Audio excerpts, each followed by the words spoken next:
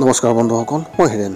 আজি মই আপোনালোকক এই ভিডিঅ'টোৰ জৰিয়তে এই 2024 বৰ্ষত সিংহ ৰাশি ব্যক্তিসকলৰ কেৰিয়াৰ ক্ষেত্ৰত কেনেকুৱা হ'ব তাৰে সম্পূৰ্ণ বিৱৰণ আপোনালোকৰ আগত আগবঢ়াইছোঁ।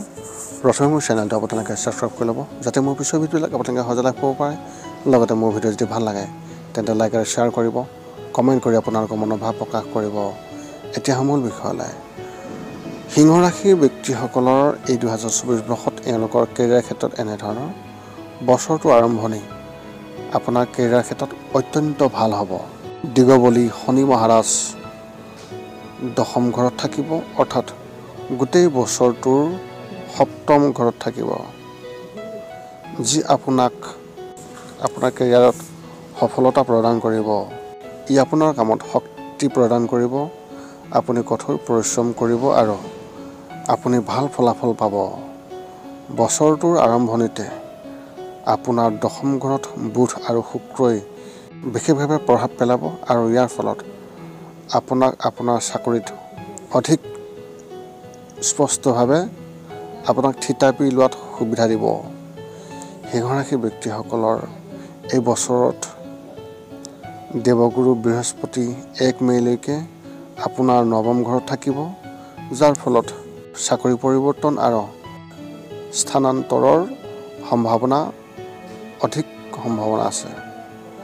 যদি আপুনি চৰকাৰী চাকৰিত নিযুক্তি লাভ কৰে, তেনেহ'লে বছৰৰ প্ৰথম 2 মাহত আপুনি স্থানান্তৰিত হোৱাৰ সম্ভাৱনা অত্যন্ত প্ৰবল।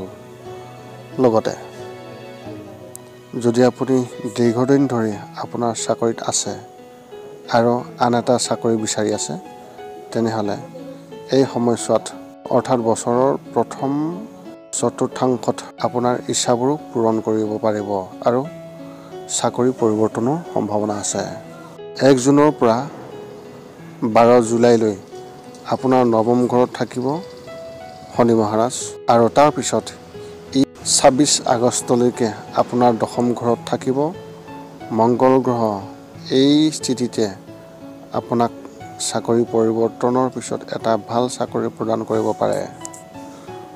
জুলাই মাহটো ব্যস্ত থাকিব আৰু আপুনি কামত বহুত ব্যস্ত থাকিব।